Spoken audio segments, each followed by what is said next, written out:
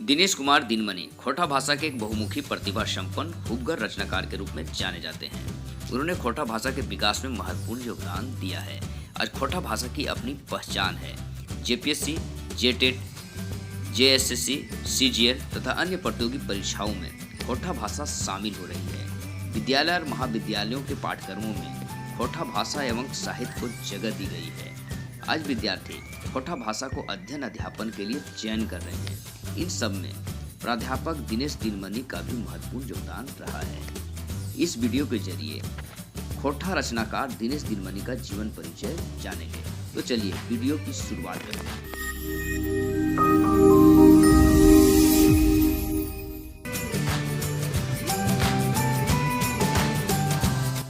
सामान्य ज्ञान, एमसीक्यूज, भूगोल, इतिहास, खोटा, जैक बोर्ड, 9, 10, 12, रोचक जानकारी इत्यादि के लिए वेबसाइट पर आइए। गूगल पर सर्च कीजिए ज्ञानतरंग.com।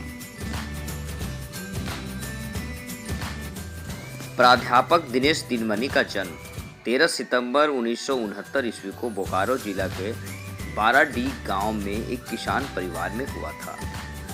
इनका विद्यालयी नाम दिनेश कुमार है। उपनाम दिनमनी है, इसलिए इन्हें दिनेश दिनमनी या दिनेश कुमार दिनमनी के नाम से जाना जाता है। इनके माता का नाम फुल्लू देवी तथा पिता का नाम महेश्वर महतो है। महेश्वर महतो हाई स्कूल शिक्षक थे और वे सामाजिक बुराइयों के खिलाफ काफी संघर्षशील रहे। अभी वे सेवानिवृत्त हैं। दिनमनी जी ने 28 जून 1999 ईस्वी को कमला से शादी की। उनकी 2 संतानें हैं, पुत्र प्रसून सारंग और पुत्री हर्षित मंजुल।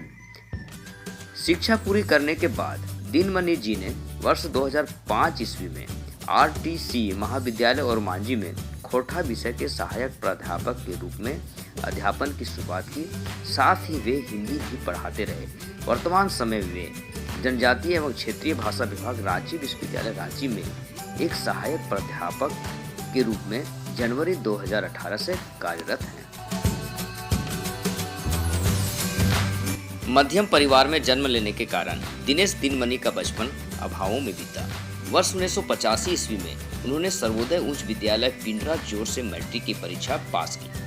1992 ईस्वी में हिंदी विषय से उन्होंने स्नातक की डिग्री हासिल की। जनजातीय एवं क्षेत्रीय भाषा विभाग रांची से 1995 ईस्वी में वे खोटा भाषा से एमए प्रथम श्रेणी में द्वितीय आकर परीक्षा पास की। रांची विश्वविद्यालय से ही उन्होंने वर्ष 2003 ईस्वी में हिंदी में एमए की डिग्री प्रथम श्रेणी में प्रथम आकर हासिल की। इस तरह उन्होंने खोटा और हिंदी में एमए की डिग्री प्राप्त की है। उन्होंने यूजीसी नेट की भी परीक्षा पास की है। वर्तमान समय में वे खोटा भाषा का तात्विक अध्ययन विषय पर पीएचडी की डिग्री के लिए शोध कार्य में लगे हुए हैं। विलक्षण प्रतिभा के धनी प्राध्यापक दिनेश दिनमनी ने खोटा भाषा के क्षेत्र में महत्वपूर्ण कार्य किया है। कविता, कहानी, नाटक, गीत, एल्बम, खोटा किताब का प्रकाशन, नाटकों का मंचन, पाठ्य पुस्तकों में खोटा भाषा को शामिल कराने हेतु संघर्ष जैसे उनके कार्य खोटा भाषा के लिए महत्वपूर्ण रहा है। दिनेश कुमार दिनमनी ने खोटा भाषा के विकास आंदोलन में महत्वपूर्ण सहयोग दिया है। वर्ष 1986-87 ईस्वी से इनका जुड़ाव खोटा भाषा आंदोलन से हुआ। शहीद शक्तिनाथ महतो स्मारक मेला सिजुआ धनबाद में हुए पहले कवि सम्मेलन में भाग लेने के साथ ही उन्होंने अपने आप को खोटा भाषा के विकास के लिए समर्पित कर दिया। इसके बाद खोटा भाषा साहित्य से संबंधित रचनात्मक और आंदोलनात्मक गतिविधियों में वे सक्रिय भूमिका निभाते रहे हैं, जो अब तक जारी है। खोटा भाषा और झारखंडी पहचान के लिए झारखंडी जनता को जगाने के लिए 1989 ईस्वी में हुए ऐतिहासिक दामोदर पारसनाथ डहर यात्रा में और 1994 ईस्वी में दामोदर सेवाती पद यात्रा में उन्होंने भाग लिया था।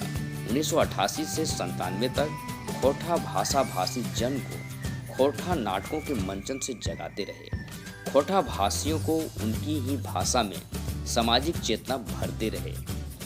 इस क्रम में उन्होंने कई नाटकों का स्वयं लेखन भी किया। खोटा भाषा साहित्य में इनकी प्रतिबद्धता के लिए इन्हें खोटा अग्रणी संगठन खोटा साहित्य संस्कृति परिषद का सन 2006 में सचिव नियुक्त किया गया था। दीनमणि जी को खोटा के उद्भट विद्वान ए.के. झा का लंबा सानिध्य प्राप्त हुआ, जिनसे इन्होंने खोटा भाषा की बारीकियों को जाना और समझा था, जो इनकी रचनाओं की भाषाई शुद्धता और इनकी खोटा व्याकरण की किताब में झलकती है। दिनेश कुमार दीनमणि ने आंगनबाड़ी केंद्र नवम से लेकर स्नातकोत्तर एवं प्रतियोगी परीक्षाओं तक के पाठ्यक्रमों के निर्माण में उन्होंने महत्वपूर्ण भूमिका निभाई है। विद्यालय और महाविद्यालय स्तर के कई पाठ्य पुस्तकों का संपादक मंडल के सदस्य के रूप में वे कार्य कर चुके हैं। दीनमणि जी 1997 से 2000 ईस्वी तक खोटा की पत्रिका तितकी के सहायक संपादक रहे। युद्धरत आम आदमी संपादक रमनिका गुप्ता में कुछ अंकों में सहायक संपादन का भी कार्य किया। वे वर्ष 2009 से खोटा पत्रिका करील के प्रबंध संपादक हैं। हालांकि करील पत्रिका का प्रकाशन केवल एक बार ही हुआ है। खोटा भाषा की लिपि के विकास में भी दिनेश कुमार दीनमणि का उल्लेखनीय योगदान रहा है। इन्होंने खोटा की स्वतंत्र लिपि का आविष्कार 1988 ईस्वी में ही कर दिया था। इस लिपि को दीनमणि जी ने खोटा भाषा साहित्य संस्कृति पर वर्ष 1989 ईस्वी में हुए खोटा सम्मेलन भतुआ बोकारो में प्रस्तुत किया था, जिसमें राज्य के जाने माने विद्वान बीपी केसरी, रामदयाल मुंडा, विनोद बिहारी महतो, ए.के. झा जैसे विद्वत लोग पहुंचे थे। इन लोगों के समक्ष इन्होंने खोटा लिपि को अवलोकनार्थ रखा था, जिसकी लोगों ने काफी सराहना भी की थी। ये खोटा भाषा के लिए गौरव की बात थी, लेकिन उस समय भाषा के विद्वानों ने खोटा भाषा के लिए अलग से लिपि की आवश्यकता नहीं समझी। ऐसा माना गया कि खोटा भाषा की एक अलग लिपि होगी तो खोटा भाषा को अधिक लोगों तक पहुंचाना मुश्किल होगा, क्योंकि लोग लिपि ही नहीं जानेंगे तो खोटा भाषा को पढ़ेंगे कैसे, जानेंगे कैसे और समझेंगे कैसे। इसलिए उस समय खोटा भाषा की अलग से लिपि की बात को स्थगित कर दिया गया। यही वजह थी कि दीनमणि जी ने अपनी मौलिक खोटा लिपि के लिए आगे प्रयास छोड़ दिया था। आज खोटा को देवनागरी लिपि में लिखा जाता है।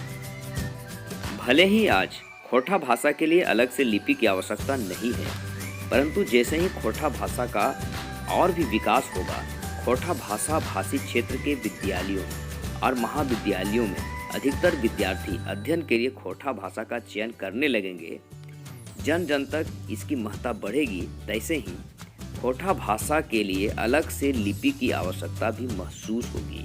लोग चाहेंगे कि खोटा भाषा की भी अपनी लिपि हो। तब दिनेश दीनमणि जी द्वारा खोटा भाषा के लिए आविष्कार की गई लिपि की याद आएगी। प्राध्यापक दिनेश दीनमणि ने खोटा भाषा के विकास के लिए साहित्य की विभिन्न विधाओं में रचनाएं की हैं। उनकी रचनाएं कविता, गीत, नाटक, कहानी इत्यादि रूपों में मिलती है। ये रचनाएं समाचार पत्रों, आकाशवाणी, दूरदर्शन और किताबों में प्रसारित एवं प्रकाशित हो चुकी है। उनकी रचनाएं नवम, दसम और 12वीं में अध्ययन के लिए शामिल की गई है। दीनमणि जी की अलग अलग संग्रह संकलनों में दर्जनों कविताएं प्रकाशित और आकाशवाणी, दूरदर्शन से अनेक कविताएं प्रसारित भी हो चुकी हैं। उनकी कविता 10वीं और 12वीं खोटा विषय के पाठ्य पुस्तक में भी शामिल की गई है। यहाँ उनकी कुछ प्रसिद्ध कविताओं को देख सकते हैं।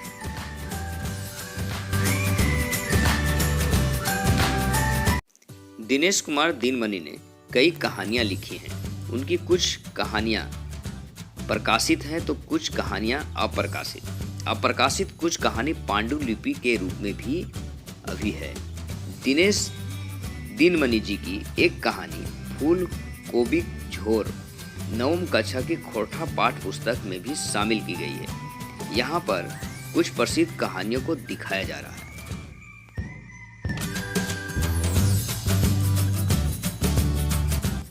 दीनमणि जी 3 दशक से भी अधिक समय से खोरठा भाषा भाषी जन को उनकी ही भाषा में खोरठा नाटकों के मंचन से जन चेतना जगाते रहे हैं। उन्होंने कई नाटक भी लिखे और कई नाटकों का निर्देशन भी किया।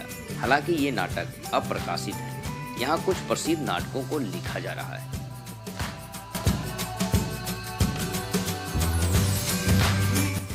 दीनमणि जी ने खोरठा में कुछ गीतों की रचना भी की है। उनकी कुछ प्रमुख गीतों को यहाँ पर लिखा जा रहा है।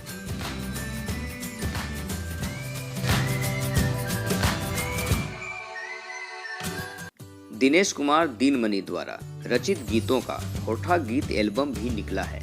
यहाँ कुछ एल्बम की चर्चा की जा रही है। सोना रकम पिया, यह 10 गीतों का एल्बम है जो नवंबर 1988 ईस्वी में आया था, जिसमें दीनमणि जी द्वारा रचित एक गीत एक मुठा सुरगुंजा शामिल की गई थी। यह खोरठा इतिहास का पहला सांस्कृतिक एल्बम भी था और इस एल्बम का पहला गीत एक मुठा सुरगुंजा के रचनाकार दीनमणि जी थे। उसी प्रकार छापा साड़ी, यह 8 गीतों का एल्बम 1989 ईस्वी में निकला था, जिसमें दीनमणि जी द्वारा रचित 6 गीत शामिल थे। वर्ष 1999 ईस्वी में सजनी नामक एल्बम निकला, जिसमें 8 गीतों को शामिल किया गया था।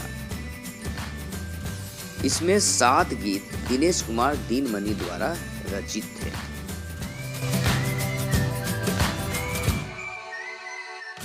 खोरठा भाषा भाषी के लिए समर्पित खोरठा रचनाकार दिनेश दीनमणि ने खोरठा विकास को बढ़ावा देने के लिए खोरठा विद्यार्थियों के सुविधा के लिए कई पुस्तकों की रचना भी की है। उनकी कुछ पुस्तकें बाजार में प्रकाशित हो चुकी है।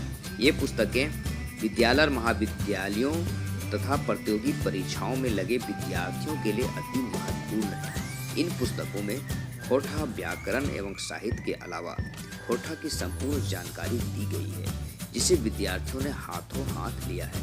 यहाँ प्रकाशित पुस्तकों का विवरण भी आपके बीच दिया जा रहा है, जिसका आप लाभ ले सकते हैं।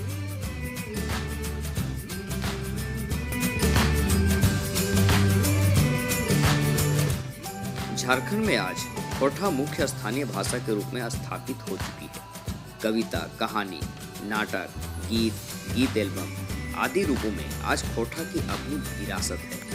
विद्यालय से लेकर प्रतियोगी परीक्षाओं तक विद्यार्थी आज खोरठा विषय को अध्ययन अध्यापन के लिए चुन रहे हैं। खोरठा भाषा को यहाँ तक पहुँचाने में खोरठा रचनाकार दिनेश दीनमणि का अहम योगदान रहा है।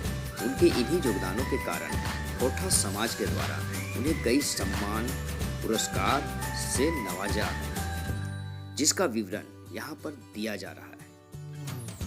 खोरठा रत्न सम्मान, बोकारो खोरठा कमेटी द्वारा वर्ष 2011 में उन्हें खोरठा रत्न सम्मान से सम्मानित किया गया। श्री निवास पानुरी प्रबुद्ध सम्मान, वर्ष 2018 में खोरठा भाषा साहित्य विकास मंच बरवड्डा धनबाद द्वारा दीनमणि जी को श्री निवास पानुरी खोरठा प्रबुद्ध सम्मान से सम्मानित किया गया। इसी तरह खोरठा श्री सम्मान धनबाद की एक संस्था द्वारा उन्हें खोरठा श्री सम्मान से भी सम्मानित किया गया है। अभी आपने देखा खोरठा रचनाकार दिनेश दीनमणि जी का जीवन परिचय। यह वीडियो कैसा लगा हमें कमेंट्स में जरूर बताइएगा। अच्छा लगा हो तो इसे लाइक और शेयर भी कीजिएगा। यदि आप नए हैं तो हमारे इस चैनल को सब्सक्राइब भी कर लीजिए। जल्द ही एक नई वीडियो के साथ आएंगे।